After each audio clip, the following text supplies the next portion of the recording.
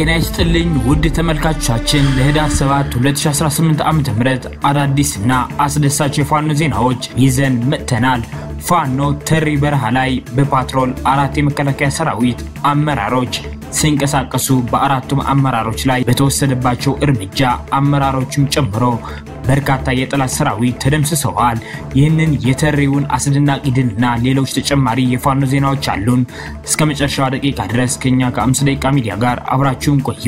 እናስደምጣችኋለን። አንድ የምንጠይቃችሁ ነገር ደግሞ ቪዲዮውን ላይክ በማድረግ ለብዙ ሰው እንዲዳረስ እንድታግዙን እንጠይቃለን።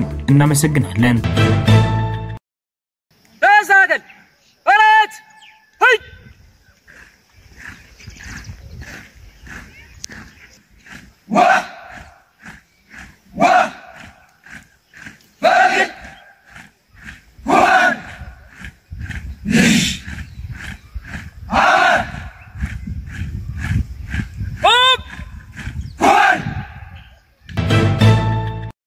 ሰበር ዜና ጤና ይስጥልን ውድ የ5 ደቂቃ ሚዲያ ተከታታዮች የዕለቱ አዳዲስ የፋኖ ትግሎችና አንኳር ነጥቦች በዚች በ5 ደቂቃ ጊዜ ውስጥ አጠር አድርገን ልናቀርብላችሁ መጥተናል።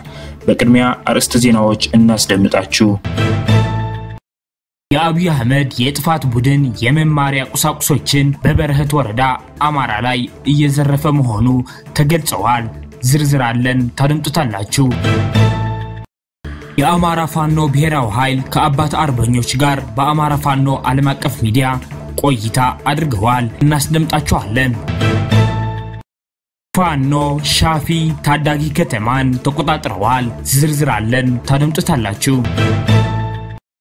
ፋኖ ተሪ በረሃ ላይ በፓትሮል 4 የመከላከያ አመራሮች ሲንቀሳቀሱ በአራቱም አመራሮች ላይ በወሰደው እርምጃ አመራሮችም ጨምሮ በርካታ የጠላት ሰራዊት ተደምስሰዋል። ይህንን መረጃ በሶስተኛው ዜናችን እናስደምጣችኋለን። አብራችሁን ቆዩ።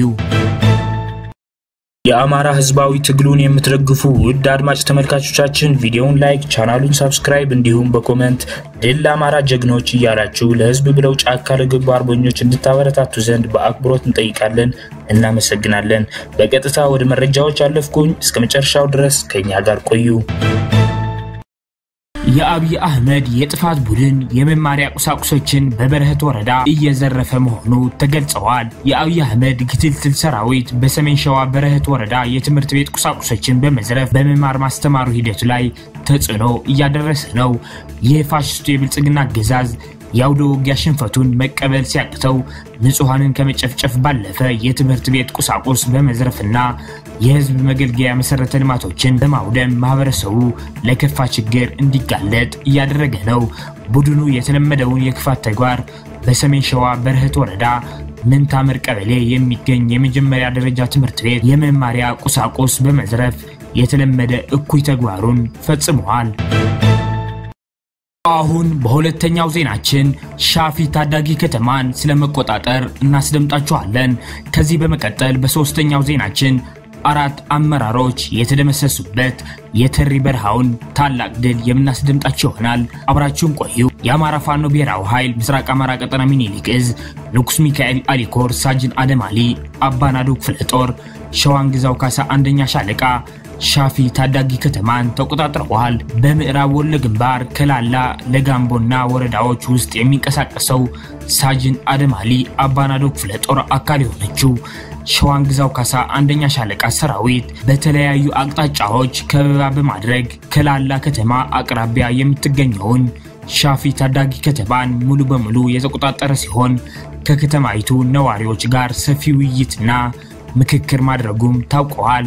ከዘረኛውና ተረኛው እንዲሁም ጄኖሳይደሩ ስርዓት ጎን የቆሙ የጸጥታ አካላት ወደ ቀልባቸው ተመልሰው የአማራ ህዝብን ስለመካስ ማሰብ እንዳለባቸውና ሳይውሉ ሳያድሩ ስርዓቱን ከድተው ወደ ፋኖ እንዲቀላቀሉ ጥሪ ቀርቦላቸዋል። ወደ ሶስተኛው ዜናችን ስናሳልፋችሁ 4 አመራሮች ተሪ በረሃ ላይ ተቀብረዋል። ጽናት ክፍለ ጦርና 23ኛ ክፍለ ጦር ቃኞች የስርዓቱን አመራር ደምስሰዋል።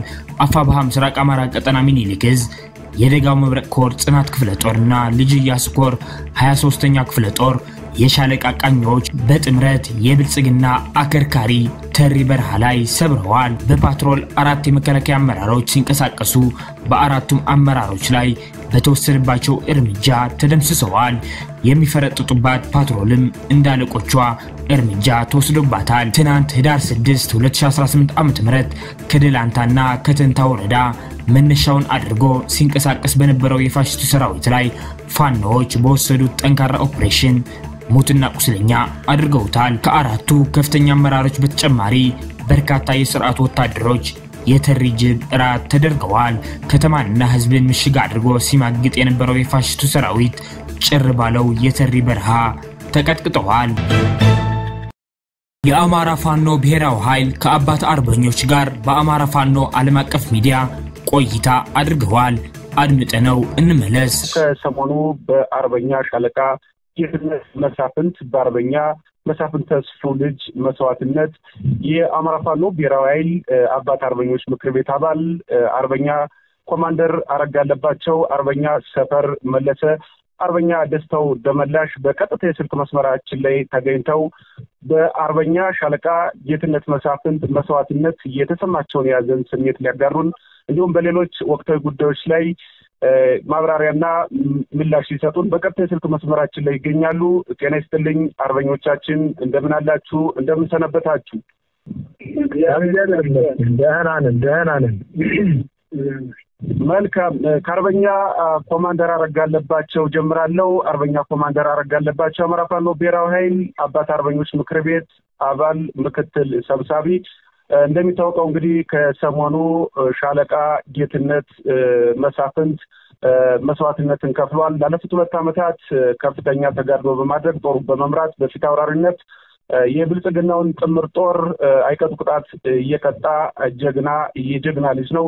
ከሰሞኑ እንግዲህ አርበኛ ሻለቃ ጌትነት መሳፍንት መሰዋቱ የብዙሃኖችን ልብ ሰብሯል። እናንተስ የተሰማችሁ ስሜት ምን ይመስላል? አርበኛ ኮማንደር አረጋለባቸው። አመሰግናለሁ እድሉ ከተሰጠኝ። እንግዲህ ሻለቃ አርበኛ ጌትነት መሳፍንት በዘመኑ ሲወለድ ከአባቱ ጋር በአርበኝነት የቀጠለና ትምህርት ቤት ያልገባ አጠቃላይ መሳሪያንና ትጥቅን አንግቦ ስለ አማራ ሕዝብ ሲዋደቅ የቆየ በተለያዩ አውደ ውጊያዎች ላይ አባቱ ታፍኖ አጠቃላይ ከፍተኛ በዲሽቃ በሞርተር በከባድ መሳሪያ በመድፍ ሲታገሉት አርበኛ መሳፍንትን ልጁ ከጎንኖ ታግሎ በዚህ 4-5 ዓመት ውስጥ ቆስሎን አሳክመን አገግመን ጭራሽ ከትግሉ ወደ ኋላ ሳይል ከአባቱ ጎን በመሰለፍ የአባትን አርበኝነት በመውረስ የአማራን መከራና ስቃይ በመቀበልና ነፃነትን ለማወጅ ሲታገል የቆየ በመሆኑ በሁለተኛው ወገንም ደባርቅ ዞን ላይ እንዲሁ በመከላከያ ሰራዊት ላይ ተከቦ የቆሰለና መከላከያን መትቶ ድል አድርጎ ወጥቶ ያን ቁስል እንኳን በውል ሳያገግም ዛሬ ግን በግለሰብ ተላላኪዎችና ፋኖ መሳዮች ትልቅ ውርደትን ለማላበስ አርበኛ መሳፍንትን አንገት ለማስደፋት የአማራ ሕዝብን አንገት ለማስደፋት የአማራ ሕዝብ ከፍተኛ ነባር አርበኞች ሁሉ እየታገልነስ ልጆቻችን ልጅ አስተምረን ትዳር ሳናሲስ ለ20 ዓመት ለ30 ዓመት ትግሉን ይዘን እዚህ ያደረስነችን ጀግኖችና አርበኞች ለማዋረድ የተሰነደ ሴራ መሆኑ ይታወቃል። ስለሆነም አርበኛ ጌትነት መሳፍንት ታግሏል፣ ብዙ ዋጋ ከፍሏል፣ ድል አሳይቷል፣ መርህ አሳይቷል፣ ብሎክ አሳይቷል። የአማራ ፋኖ ብሔራዊ ኃይል አፋብኃ ጠንካራውን ድርጅት እንዲመሰረት አድርጓል። እንዲሁም በሰሜን አምባራስ ክፍለ ጦር መስርቶ እሱም አንዱን ቀጠና ይዞ ሲታገል ቆይቷል። ከጓደኛው ከማንኛውም ከዛም ጋር ተግባብቶ የትግልን መርህና ማንነትንና እምነትንና ታጋይነትን ቆራጥነትንና ጀግንነትን ተኩስንና ነፍጠኝነትን ያሰለጠነ ጀግና በመሆኑ ቢሞት አይቆረቁረንም፣ ባይሞት ደግሞ ይህን ድል ግቡ ላይ አድርሶ ቢሮ ላይ ቢመራ ደስ ይለን ነበር። ለነገር ግን ታጋይ ተካይሎቹ ወንድሞቹ ጓደኞቹ የአማራ ፋኖ ብሔራዊ ኃይል የሚታገለው ሁሉ ትግሉን እንደሚያስቀጥል አንዘነጋም። አባታችን ወንድማችን አጋራችን ነባራችን ታጋያችን አርበኛ መሳፍንት ባደረሰበት አዘን እኛን የበለጠ የልብ ስብራት ደርሶብናል። እግዚአብሔር ደግሞ አርበኛ ጌትነት መሳፍንትን ነብሱን በገነት ያኑርልን። የታገለበት ዓላማ ተሳክቶ ጓደኞቹና ታጋይ አርበኞቹ ሁሉ ወንበር ይዘው የሚዘከርበት ጊዜ ያበድረን። አመሰግናለሁ። እጅግ አድርገን እናመሰግናለን። አርበኛ ኮማንደር አረጋ አለባቸው የአማራ ፋኖ ብሔራዊ ኃይል አባት አርበኞች ምክር ቤት አባልና ምክትል ሰብሳቢ። የሻለቃ መሪው በፋኖዎች ቁጥጥር ስር ውስጥ ውለዋል። ትናንት ህዳር 5 2018 ዓመተ ምህረት በአፋብሃ ምስራቅ አማራ ቀጠና ሚኒሊክ ዕዝ ግዙፉ ላስታ ጀነራል አሳምነው ጽጌ ኮር ተከዜ ክፍለ ጦር መረጃን በማነፍነፍ የ61ኛ ክፍለ ጦር የሁለተኛ ሻለቃ ምክትል መሪ ሆነው መቶ አለቃ በእውቀቱ ምስጋናው ከድልብ ወደ ግዳን ወረዳ ሙጃ ማርያም ከተማ በሚወስደው መንገድ ዴንሳ ከተማ ላይ በተከዜ ክፍለ ጦር ፋኖዎች አመሻሽ ላይ በቁጥጥር ስር ውስጥ ሊውል ችለዋል።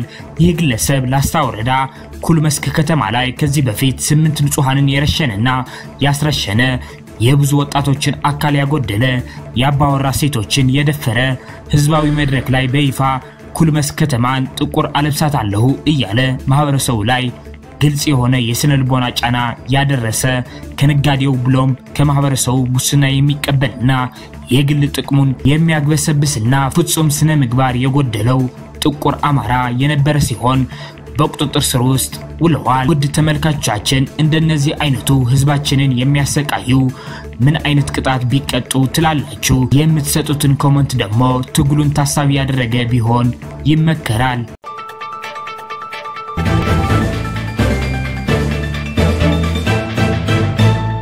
አድማጭ ተመልካቾቻችን ለሰዓቱ የነበሩን የ5 ደቂቃ ዜናዎች እነዚህን ይመስላሉ። በቀጣይ የምንሰራቸው ዜናዎች እንዲደርሷችሁ ቻናሉን ሰብስክራይብ በማድረግ እንዲሁም የደወል ምልክቱን በማብራት ቤተሰብ እንዲሆኑ እንጠይቃለን። እናመሰግናለን።